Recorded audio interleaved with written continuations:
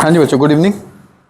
देखिए, आज की क्लास में हम जो टॉपिक कवर करेंगे वो हम रीजनिंग क्वेश्चंस को कवर करेंगे। रीजनिंग क्वेश्चन कौन से चैप्टर के? Halo alkane and hello arenes के। एक बार रीजनिंग के क्वेश्चंस कर लेंगे, फिर हम बोर्ड में जितने क्वेश्चंस आए हैं एक बार आइडिया ले लेंगे कि बोर्ड के क्वेश्चंस क्या इस छोटे से टॉपिक को करने के बाद आप बोर्ड के क्वेश्चन जो पिछले 10-15 साल में आए अटेम्प्ट कर सकते हैं या नहीं कर सकते हैं। तो आज का जो हमारा टॉपिक है, topic is reasoning question from halo alkane and hello arenes. PDF चाहिए हो तो 9811232145 पर आप मुझसे इस लेक्चर की पीडीएफ ले सकते हैं। आओ शुरू करते हैं क्वेश्चंस को डिस्कशन में। देखिए जी, सबसे पहला question, the CCl bond length in chlorobenzene is shorter than methyl chloride CH3Cl। करें कि क्लोरोबेंजीन का बॉन्ड छोटा क्यों होता है CCl का CH3Cl के मुकाबले। देखो बच्चे, जब भी ऐसा क्वेश्चन आए ना, मैं आपको बताता हूं इस तरह से मिलते जुलते क्वेश्चंस कहां मिलेंगे आपको।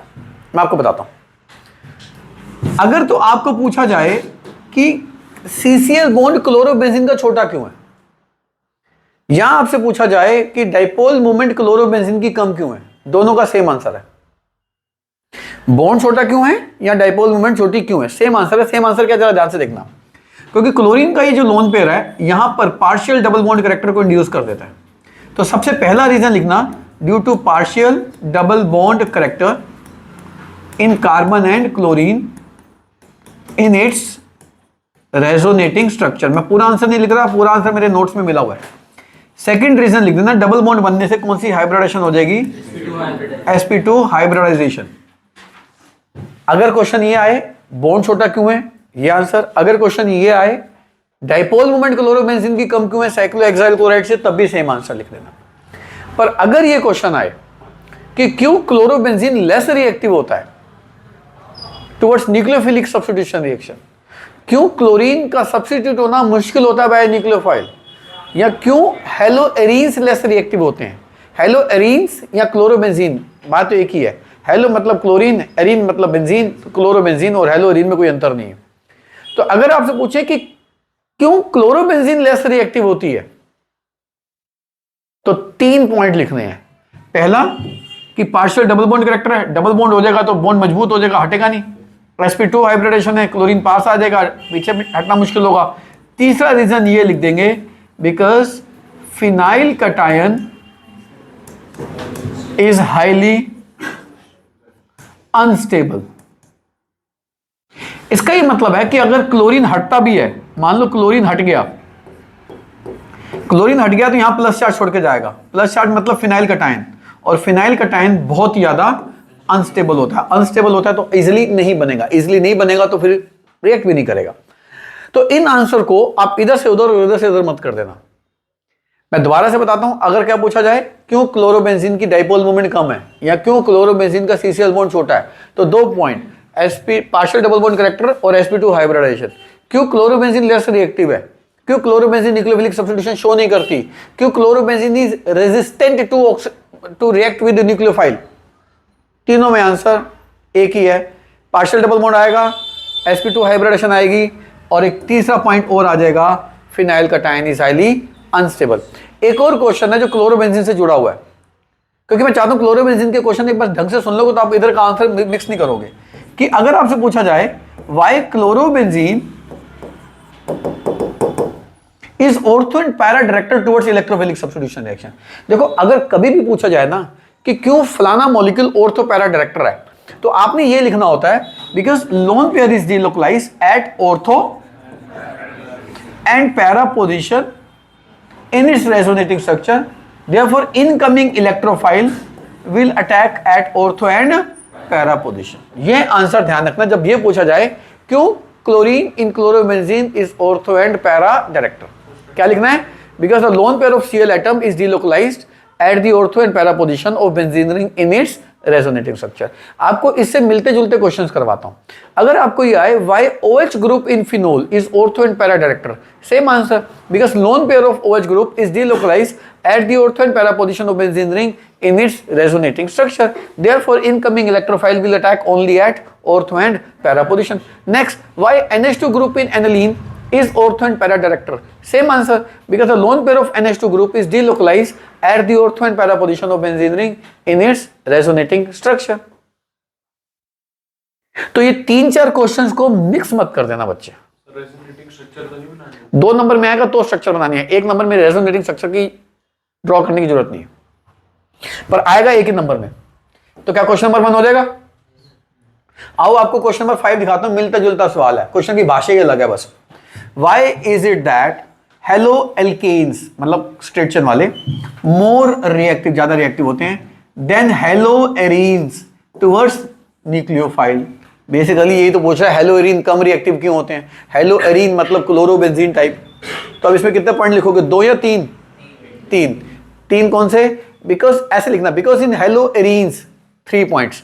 First, partial double bond character between carbon and halogen, sp2 hybridization, phenyl cation highly unstable। देखो मैं आपको इससे मिलते जुलते एक और सवाल करवाता हूं, हालांकि इस असाइनमेंट में वो क्वेश्चन नहीं है। क्वेश्चन ये है, why are vinyl chloride less reactive? ये लेस रिएक्टिव क्यों होते हैं टुवर्ड्स न्यूक्लियोफिलिक सब्स्टिट्यूशन रिएक्शन? एक ही आंसर है, इसमें भी वही लिख देना। पहला, partial double bond character between carbon and chlorine, दूसरा sp2 हाइब्रिडाइजेशन, तीसरा वहां लिखते थे फिनाइल कटायन, यहां लिख देंगे विनाइल कटायन इज हाईली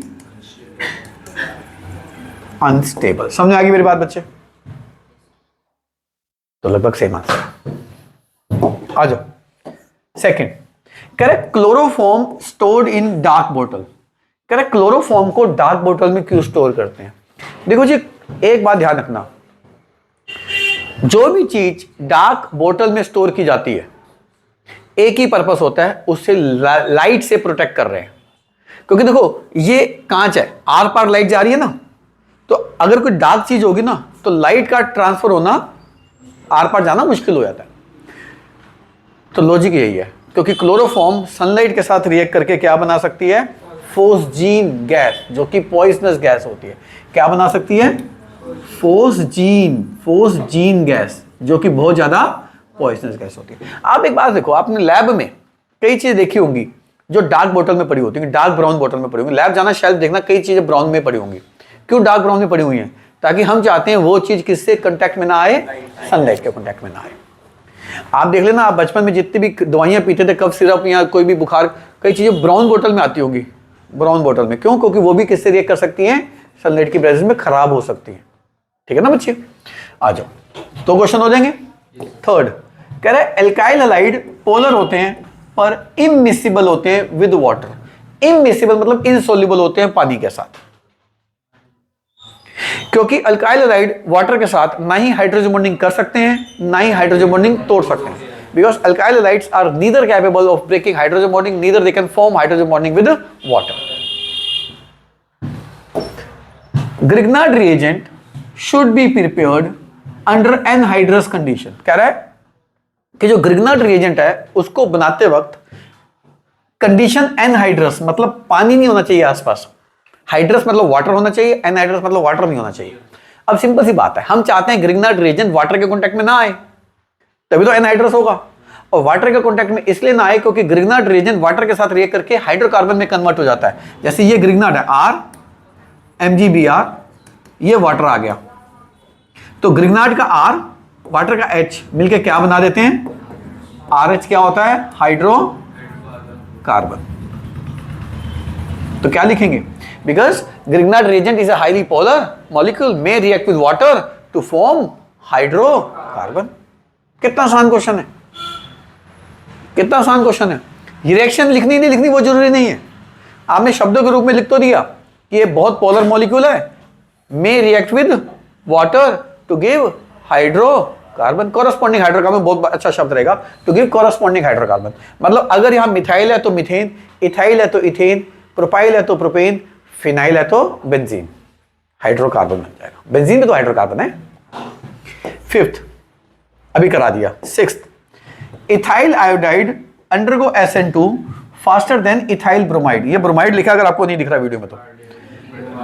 एक है इथाइल आयोडाइड, एक है इथाइल ब्रोमाइड। कह रहे ये ज्यादा रिएक्टिव है, इसलिए क्योंकि जब ये रिएक्ट करेगा तो निकलेगा I माइनस, ये जब रिएक्ट करेगा निकलेगा, तो I minus is a better group than. अब बच्चे की गलती क्या होती है, बच्चा लिखता है because iodine is a better leaving group. Iodine better leaving group नहीं है, I माइनस, या I माइनस बोलो या आयोडाइड बोलो, समझ में आ गई? आपको लगता है मेरे को नाम ही नहीं पता, तो I माइनस लिख दो। I minus is a better leaving group than Br minus. कितना सिंपल आंसर है। Plus minus 2 butanol is optically. और एक और चीज बताऊं, मैं आपको हेलो एल्केन और हेलोरीन के क्वेश्चन करा रहा हूं ना, आप खुद ही अपने आप से पूछना कि ये क्वेश्चन मेरे एग्जाम में कितनी बार आए। आप खुद कहेंगे सर ये क्वेश्चन तुम्हारे पेपर में थे, ये तो मैं छोड़ आया था, कितना आसान क्वेश्चन था, चाहे मेरा प्री बोर्ड था या चाहे मेरा टर्मिनल था, चाहे वो यूनिट टेस्ट था, कुछ भी था। आप खुद कहेंगे सर इन्हीं क्वेश्चन में आते मेरे पेपर में, और तब भयंकर लग रहे थे, मुश्किल। Plus minus 2 butanol is optically inactive. Plus का मतलब होता है डेक्स्ट्रो, माइनस का मतलब होता है लीवो, यानी कि इसके अंदर डेक्स्ट्रो और लीवो इक्वल अमाउंट में मिक्स हैं। तो डेक्स्ट्रो की रोटेशन लीवो की रोटेशन से कैंसिल हो जाएगी। अगर रोटेशन ही कैंसिल हो जाएगी तो प्लेन पोलराइज्ड लाइट यूं चलेगी और यूं ही निकल जाएगी उस सॉल्यूशन के अंदर में से। समझ आ गई बात जी? ना राइट ना, तो ऑप्टिकली एक्टिव हुआ इनएक्टिव हुआ।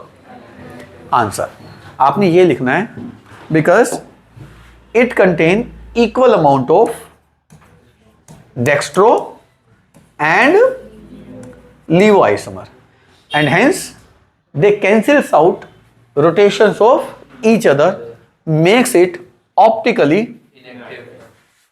समझ में आ गई बात जी? अब कुछ बच्चे तो ये भी लिख देते हैं ये एक रेसिमिक मिक्सचर है, प्लस माइनस इक्वल अमाउंट में, तो उसको क्या कहते हैं, तो कैंसिल कर देते हैं। Question number 8, halo alkane easily dissolve in organic solvent. देखो कह रहा है हेलो एल्केन पानी में तो घुलते नहीं है, तो बात आपको पता है, पर कह रहा है कि ऑर्गेनिक में घुल जाते हैं बड़ी जल्दी।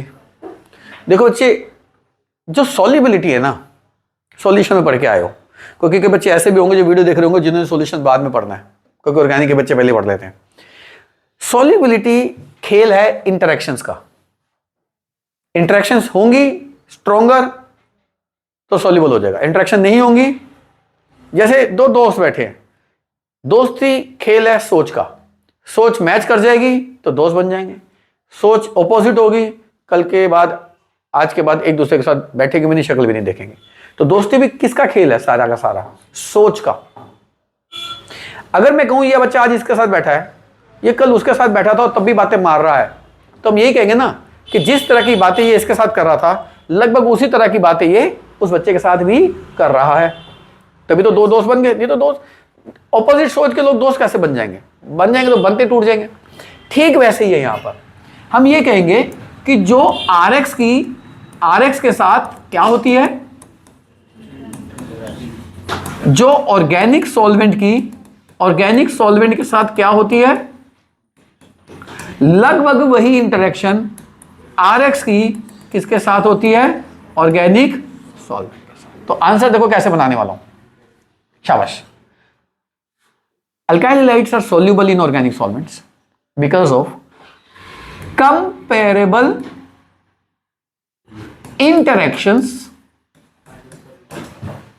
between RX and organic solvent as that of pure RX and pure organic solvent interactions। समझ आएगा मैंने क्या आंसर बोला? जिसको दिक्कत है वीडियो रिवाइंड करके देख ले, दोबारा तो बोलूंगा नहीं। समझ आगे बात जी? पहले हिंदी में बोल दिया, इंग्लिश में बोल दिया, बहुत है बस। एग्जाम्पल भी दे दिया दोस्ती का। 9th, क्यों नाराज हो गए? 9th, अच्छा गलत पॉइंट दबा रहा हूं। 9th क्वेश्चन कह रहा है what is known as racemic mixture. अरे ये क्वेश्चन जो आया था प्लस माइनस वाला रेसिमिक तो था, मैंने क्या कहा था इसमें, क्या equal amount of dextro and, ये तो रेसिमिक मिक्सचर होता है। The mixture which contains equal amount of, बहुत बढ़िया, dextro and laevo isomers are known as या is known as racemic mixture. कह रहा है एग्जाम्पल दो। अरे जिसने क्वेश्चन ढंग से किए हैं उसको पता ही है, plus minus 2 butanol is an example of. Question करने का फायदा यही तो होता है, किसी क्वेश्चन से आंसर मिल जाता है दूसरे क्वेश्चन का।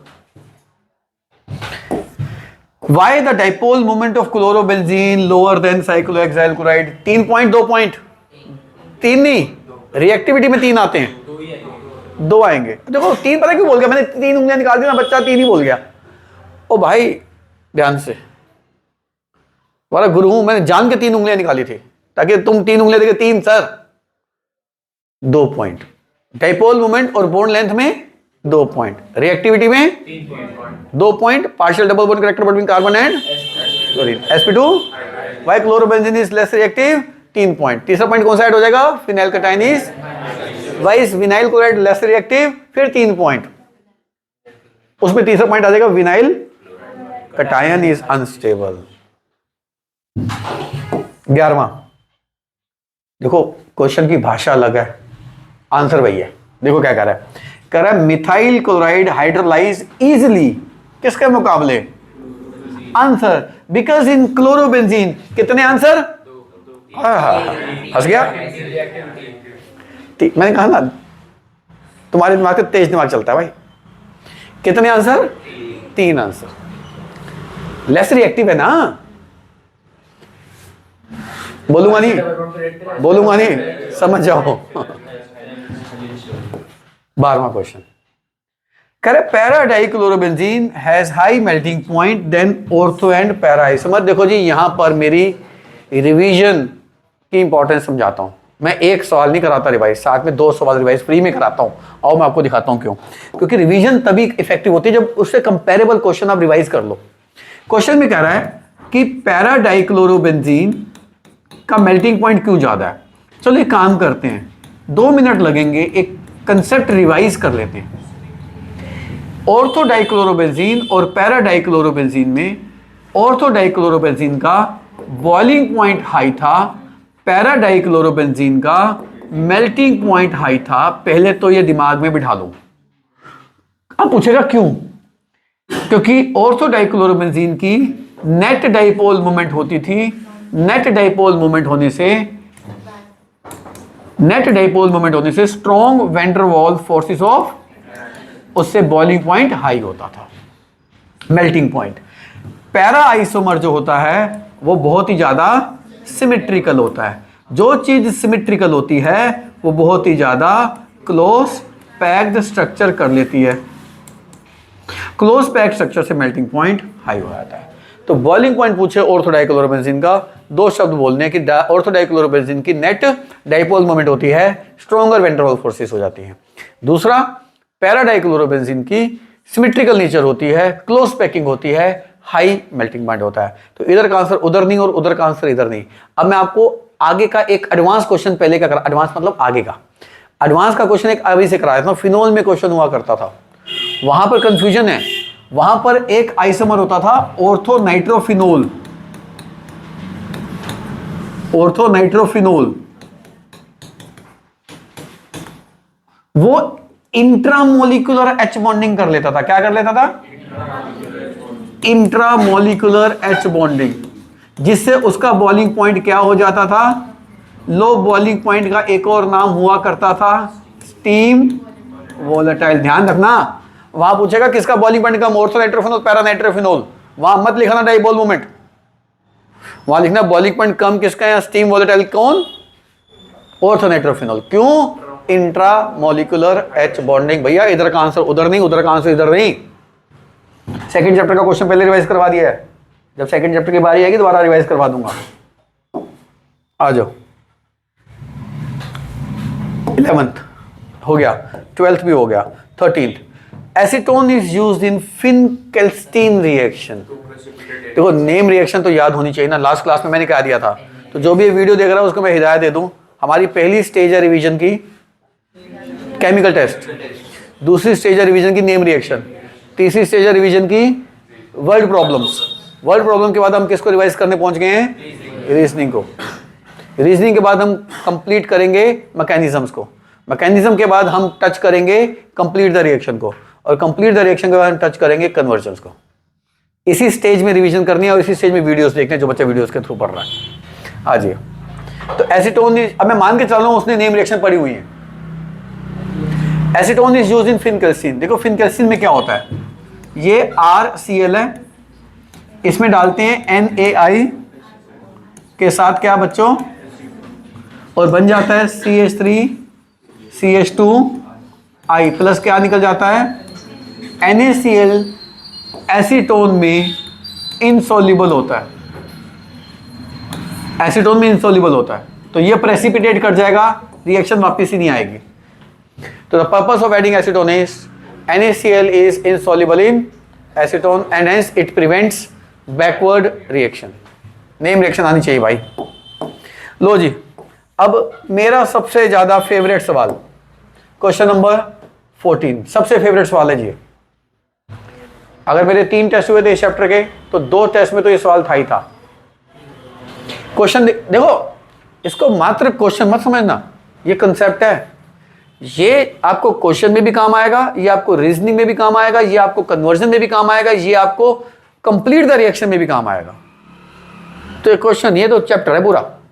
जहां से देखो क्या कह रहा है वो, correct treatment of RCl aqueous KOH मतलब पानी plus KOH, formation of alcohol मतलब RX एक्वस KOH क्या दे रहा है R, पर RX को जब हमने रिएक्ट करवाया एल्कोहलिक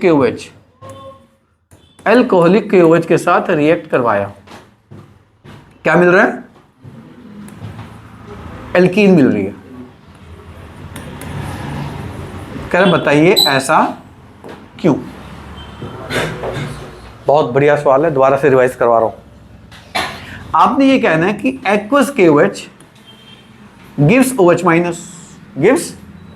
अब माइनस वाली चीजें जिसके ऊपर भी माइनस चार्ज होगा ना, वो बेस भी हो सकती है, वो न्यूक्लियोफाइल भी हो सकती है। इतनी बेसिक केमिस्ट्री आनी चाहिए आपको। तो जो OH माइनस होता है, ये बहुत ही स्ट्रॉन्ग न्यूक्लियोफाइल होता है और ये बहुत ही पुअर, न्यूक्लियोफाइल अच्छा, बेस बेकार है, पुअर बेस होता है। और जो न्यूक्लियोफाइल होते हैं ना, ये हमला करने के लिए फेमस होते हैं। ये न्यूक्लियोफाइल कहता है मुझसे हमला करा लो, अटैक करा लो सामने वाले पे। मैं बेस का काम नहीं, मैं एसिड नहीं खाऊंगा सामने वाले से, मैं हमला कर दूंगा। तो OH माइनस क्या करने में माहिर है, हमला करने में। किस चीज में कमजोर है, बेस का काम कहता है मुझसे अच्छा नहीं होता। तो OH minus is strong nucleophile, poor base, and hence it results in substitution. X को कहेगा तू बाहर निकल, मैं आ रहा हूं। जो स्ट्रॉन्ग न्यूक्लियोफाइल होगा वही कहेगा ना, जो अच्छा खिलाड़ी होगा वो कमजोर खिलाड़ी को टीम में से क्या कहेगा, तू बाहर निकल, मैं आऊंगा तेरी टीम में। And hence results in substitution reaction. पर जो अल्कोहल है, alcohol, alkoxide, hydroxide, alkoxide, तो अल्कोहलिक KOH क्या प्रोड्यूस कर देंगे, अल्क ऑक्साइड। ये भी माइनस वाली चीज है, ये भी बेस जो न्यूक्लियोफाइल होगा, पर ये पुअर, ये पुअर क्या होगा भैया, और ये स्ट्रॉन्ग क्या होगा, यस, स्ट्रॉन्ग बेस होगा। ये पुअर न्यूक्लियोफाइल इसलिए क्योंकि बल्कि हो गया ना, स्टेरिकली हिंडर हो गया। जो खुद ही भीड़ भड़ाके से घिरा हुआ है, वो हमला क्या करेगा, तो ये कहेगा मैं बेस बन जाऊंगा। बेस बन जाऊंगा मतलब मैं सामने वाले से एल्कीन खा जाऊंगा, एसिड खा जाऊंगा। तो बेस क्या खाएगा, तो ये बेस इसमें से एसिड खा जाएगा, क्या बना देगा, एल्कीन। आंसर दोबारा से सुन लो। वैसे भी जो बच्चा इसको याद कर लेगा ना, इसको उल्टा ही करना है। आपने ये याद करना है, aqueous KOH gives OH minus. OH minus is a strong nucleophile, poor base, whereas alcoholic KOH gives alkoxide, and alkoxide ion is a strong base but poor nucleophile and hence results in elimination reaction to form alkene। बेहतरीन सवाल है। क्यों बेहतरीन सवाल है, क्योंकि आपको ये क्वेश्चन इस रूप में भी तो आ सकता था, इस रूप में भी तो आ सकता था। ये क्लोरीन लगी हुई है, कह रहा है एक्वस KOH, एक्वस KOH है तो Cl की जगह क्या आ जाएगा, कह रहा है alcoholic KOH, alcohol plus KOH, alcoholic KOH। तो अब आपको याद आ जाएगा सर ने क्या कहा था, एल्कोहलिक OH क्या देता है, एल्कीन। Cl ये निकालो, H पड़ोसी का जिसका कम है, 3 और 3 किसी का भी निकाल दो, इसका निकाल रहा हूं, क्या बन जाएगा, CH3CH, एल्कीन बना दो। तो कंप्लीट द रिएक्शन में भी काम आया, रीजनिंग में भी काम आया, जिस दिन कन्वर्जन कराऊंगा तब भी काम आएगा, जिस दिन कन्वर्जन कराऊंगा तब भी काम आएगा। तो इसको अच्छे से याद रखना। क्या, aqueous KOH alcohol, alcoholic KOH alkene. और एक चीज और बता दूं, आगे का विजन मैं पहले से क्लियर कर देता हूं बच्चों का। बहुत से बच्चों को लगता है एल्कीन बनाना है तो एल्कोहलिक KOH डाल दो। अरे भैया, अल्काइल हलाइड में डालना है एल्कोहलिक KOH, सब में मत डालते फिरना। अगर आपको किसी दिन अल्कोहल से चाहिए होगी ना, अल्कोहल से, मान लो ये अल्कोहल है और इस अल्कोहल से आपको एल्कीन चाहिए, तो एल्कोहलिक KOH मत डाल देना, फिर चलेगा कॉन्सेंट्रेटेड H2SO4। समझ में आ गई बात। तो फिर ये OH निकाल देगा 3 और 2, एक कम वाला निकलता है, एक HA निकल जाएगा, तो यहां पर डबल बॉन्ड पैदा हो जाएगा, बीच में ब्यूटीन बन जाएगा। तो यानी कि दोबारा से रिवाइज करवा रहा हूं, अल्काइल हैलाइड से एल्कीन बनानी है, अल्कोहलिक KOH, अल्कोहल से एल्कीन बनानी है, कॉन्सेंट्रेटेड सल्फ्यूरिक एसिड। ध्यान रखनी है बात बच्चे, देखो इधर का आंसर उधर नहीं, उधर का आंसर इधर नहीं। बच्चे क्या करते हैं, इसमें एल्कोहलिक KOH डाल देते हैं, या कईयों को ये याद होता है इसमें सल्फ्यूरिक एसिड डाल देते हैं। तो ध्यान रखना बच्चे, इधर का आंसर उधर नहीं, उधर का आंसर इधर नहीं। आ जाओ, propanol has higher boiling point than butane. ये तो हो गया जी, सेकंड चैप्टर शुरू हो गया। अभी हम कौन से चैप्टर की रीजनिंग पे ज्यादा फोकस कर रहे हैं, फर्स्ट चैप्टर। देखो मैं आपको एक चीज और बताता हूं,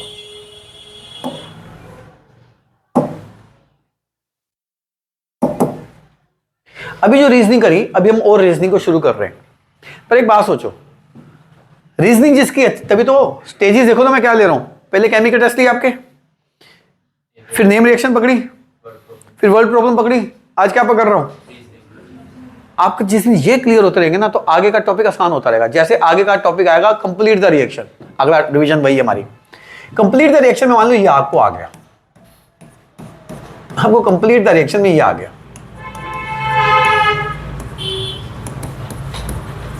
यही तो कराया आपको मैंने आज कि hello arene chlorobenzene less reactive, react नहीं करती आसानी से।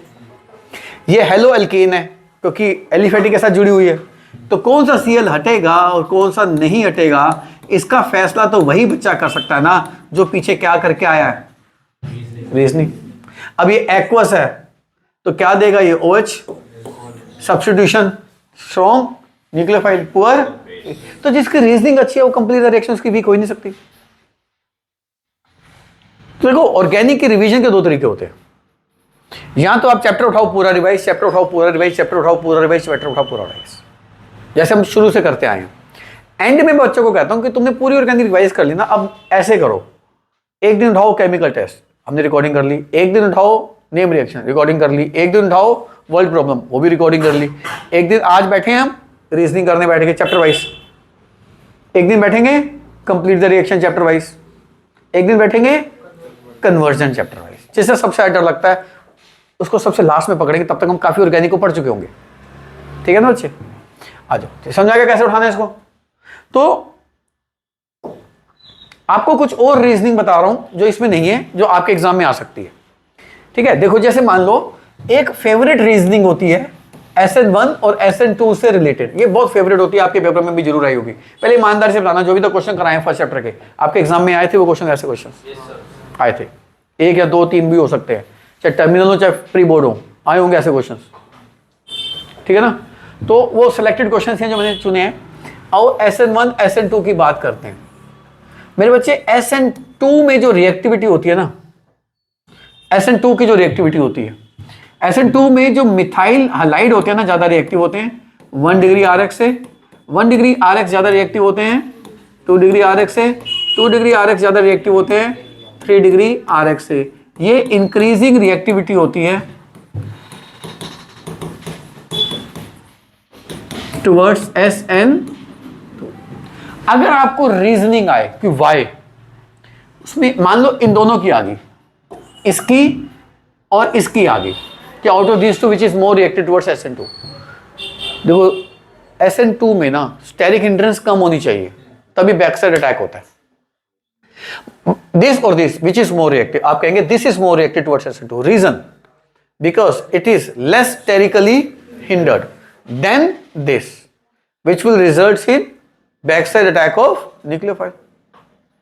मान लो आपको आ गया इसकी और इसकी रीजनिंग कि कौन ज्यादा SN2 करेगा और क्यों, आप कह दो ये करेगा इसके मुकाबले, because this is less, this is मतलब जो भी दिया बना देना ना, this is less sterically hindered and hence will have backside attack of nucleophile than this compound। कितना आसान हो गया?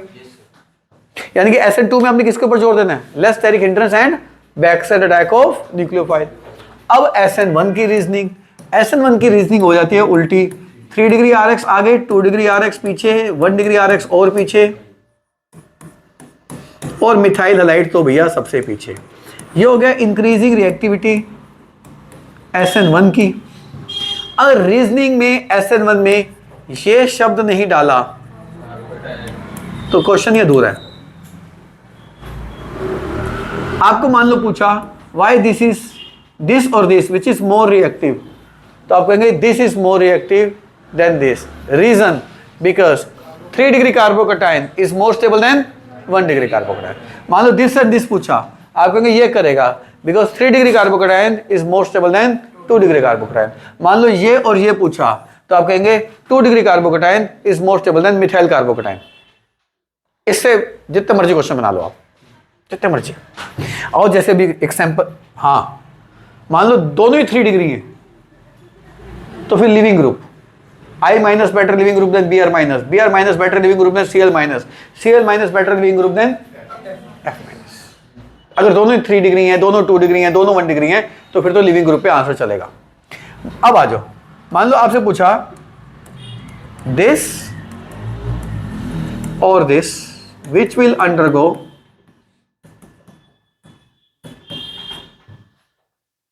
SN2 फास्टर, आप कहेंगे पहले तो लिखेंगे this will undergo SN2 faster, reason because it is less, it is मतलब ये बनाना है, इट नहीं लिखना, बिकॉज बना के is less sterically hindered than this, this मतलब बनाना है भैया ये, which will favour back side attack of nucleophile. हो गया आसान क्वेश्चन? मान लो आपको ये आ गया दिस और दिस दोनों ही 1 डिग्री हैं, आप कहोगे ये करेगा, क्यों करेगा? Because I minus is a better leaving group than. अब आपको ये आ गया दिस और दिस, SN1 कौन करेगा? आप पहले बनाएंगे कि भैया ये करेगा, क्यों करेगा? Because 3 degree carbocation is more stable then 2 degree carbocation, क्योंकि 2 डिग्री है। मान लो ये आ गया दिस और दिस,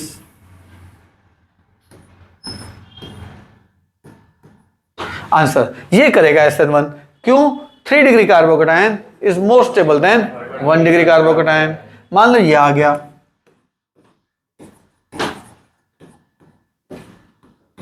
कौन करेगा? SN1 ये करेगा because 2 degree carbocation is more stable then. ये क्वेश्चन आने हैं आपको समझ आ गई मेरे बच्चे बात आपको? SN2 कैसे क्वेश्चन आएंगे? अब बताओ इसमें कौन करेगा, कौन करेगा?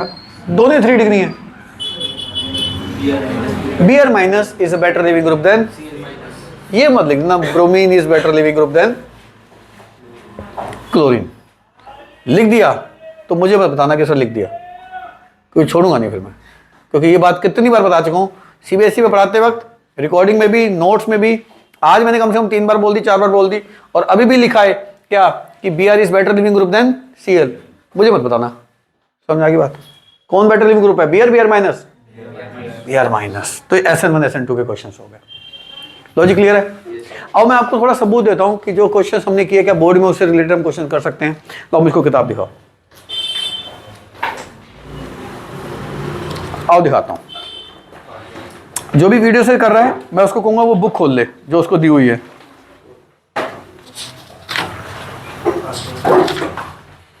मैं क्वेश्चन नंबर भी पढ़ूंगा और साथ में क्वेश्चन भी पढ़ूंगा, तो जिसके पास बुक नहीं है वो घबराए ना, मैं क्वेश्चन भी पढ़ूंगा।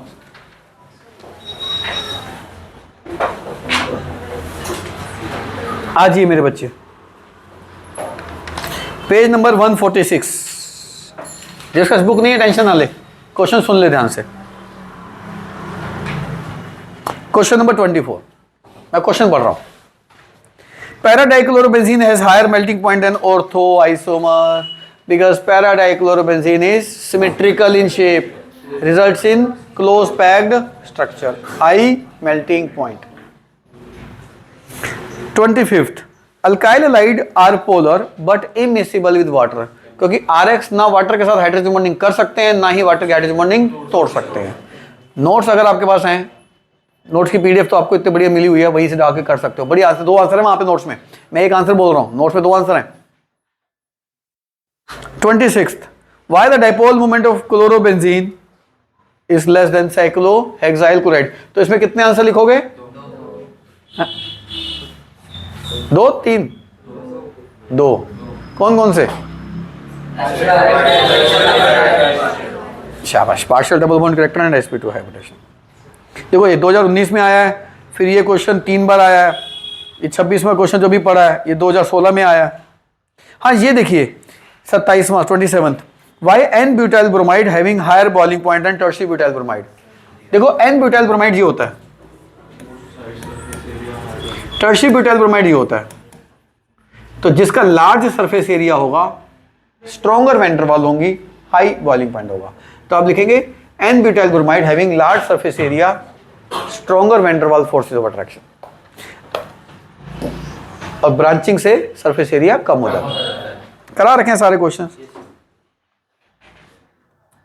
क्योंकि इन क्वेश्चंस को कराने से आपका ही टेस्ट नहीं मेरा भी टेस्ट है कि सर आप जो पढ़ाते हो उसमें से क्वेश्चंस आते या नहीं आते, या आपके नोट्स में से क्वेश्चन तो नहीं है, ये क्वेश्चन तो अलग से ही आ गया, ऐसा कोई क्वेश्चन मिलेगा नहीं आपको।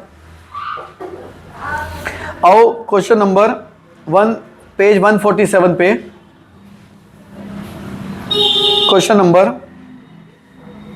42 कह रहा है इन दोनों में से SN1 फास्टर कौन करेगा? जो बेंजाइल क्लोराइड वाला है, क्योंकि benzyl carbocation is more stable than 1 degree carbocation.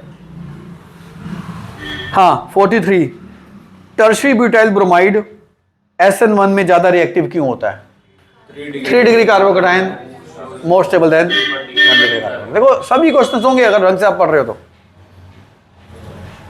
44, correct, chlorobenzene और साइक्लोहेक्साइल क्लोराइड में कौन ज्यादा रिएक्टिव है? एक क्लोरोबेंजीन है और एक साइक्लोहेक्साइल क्लोराइड है, कौन ज्यादा रिएक्टिव है? ये, क्योंकि क्लोरोबेंजीन में 3 point, partial double bond character, sp2 hybridisation and, पर ये नहीं लिखना पार्शियल डबल बॉन्ड करेक्टर, आप लिखना partial double bond character between carbon and chlorine. आ जाओ 45, आपको 2 कंपाउंड दे रखे हैं, एक ये दे रखा है,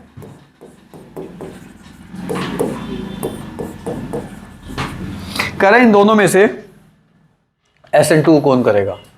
SN2 ये करेगा, क्यों? Less steric hindrance, allow back side attack of nucleophile.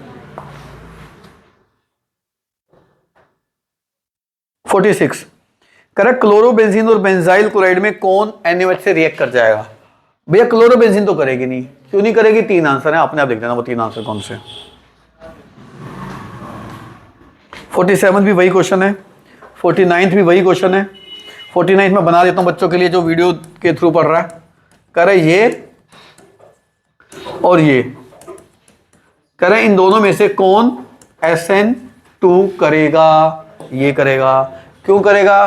Because it is having less steric hindrance and will allow back side attack of nucleophile in the same step.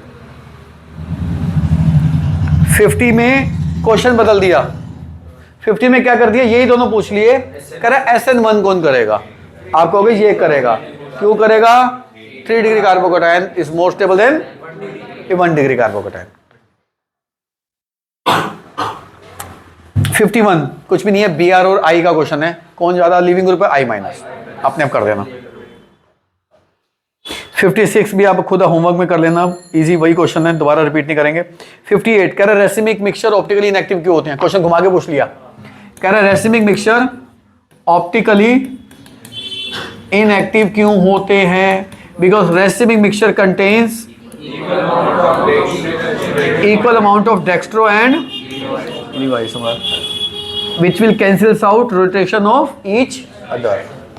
इसको कहते हैं एक्सटर्नल कंपनसेशन, ये भी लिख सकते हो ड्यू टू एक्सटर्नल कंपनसेशन, मतलब इसकी रोटेशन इसको कंपनसेट कर देगी। एक मॉलिक्यूल दूसरे मॉलिक्यूल को काट दे, इसको एक्सटर्नल कंपनसेशन कहते हैं। 59 करे सीसीएल बॉन्ड क्लोरोबेंजीन का छोटा क्यों होता है। आज की क्लास रिवीजन यहीं से शुरू हुई थी हमारी। 3 पॉइंट 2 पॉइंट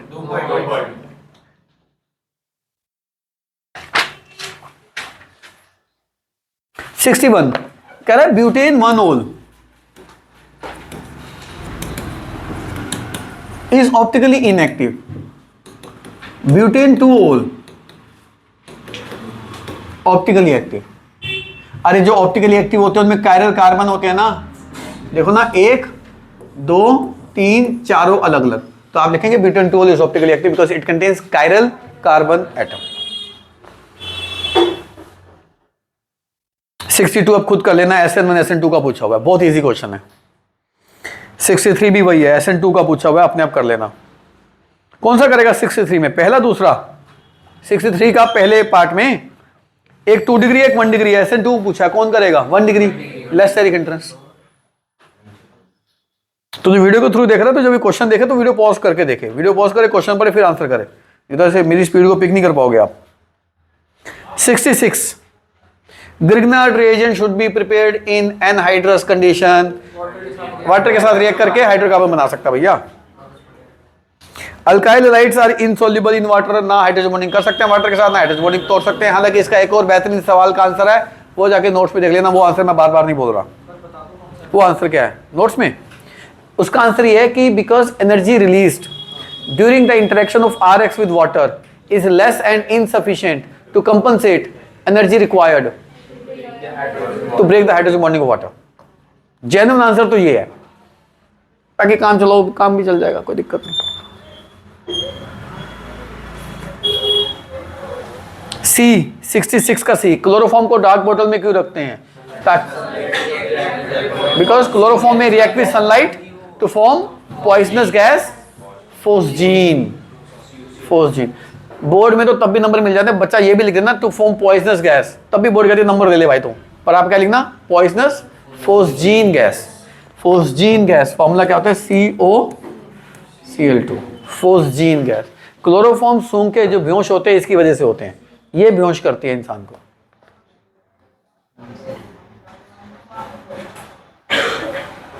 देखो 68 का थर्ड पार्ट, देखो क्वेश्चन को घुमा के पूछा उसने, कह रहा है डेक्स्ट्रो और लीवो आइसोमर ब्यूटेन 2 ओल के, कह रहा है जो ब्यूटेन 2 ओल है ये रहा, कह रहा है इसका डेक्स्ट्रो और लीवो का जो मिक्सचर होगा, कह रहा है आप उसको सेपरेट नहीं कर सकते। कह रहा है क्यों नहीं सेपरेट कर सकते? क्योंकि डेक्स्ट्रो लीवो ऑप्टिकल आइसोमर्स हैं। ऑप्टिकल आइसोमर होते हैं डेक्स्ट्रो लीवो, और ऑप्टिकल आइसोमर की सेम फिजिकल प्रॉपर्टीज, मतलब same melting point, same boiling point, same density, same refractive index, everything is same. तो आंसर क्या लिखेंगे? Because dextro and laevo isomers are having same, ऐसे बोलना dextro and laevo isomers are optical isomers which will have same physical properties and hence they will have same boiling point, melting point, density etc. तो separate नहीं होंगे बच्चे, chemical reaction से separate करते हैं इनको। वो अब सिलेबस में नहीं है, किसी जमाने में 2006 से पहले सिलेबस में हुआ करता था, 2006 के बाद हटा दिया टॉपिक।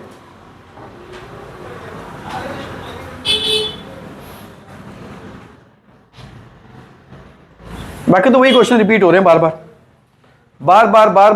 वही क्वेश्चन रिपीट हो रहे हैं, तो बार बार उनको डिस्कस करने का जरूरत नहीं है, बार बार बोलने की भी जरूरत नहीं है भाई।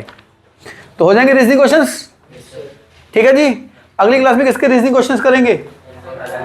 अल्कोहल, फिनोल एंड, तो बेटर क्लास का आउटपुट रहे आप क्या करके आएंगे? सेकंड चैप्टर की नेम रिएक्शन रिवाइज करके आएंगे, नेम रिएक्शंस। रीजनिंग मैं रिवाइज करवा दूंगा, और उसके अलावा कोई बाहर से क्वेश्चन आएगा तो वो भी डिस्कस कर लेंगे। तब तक बाय, नमस्ते, ध्यान रखो, वीडियो ऑफ कर दो।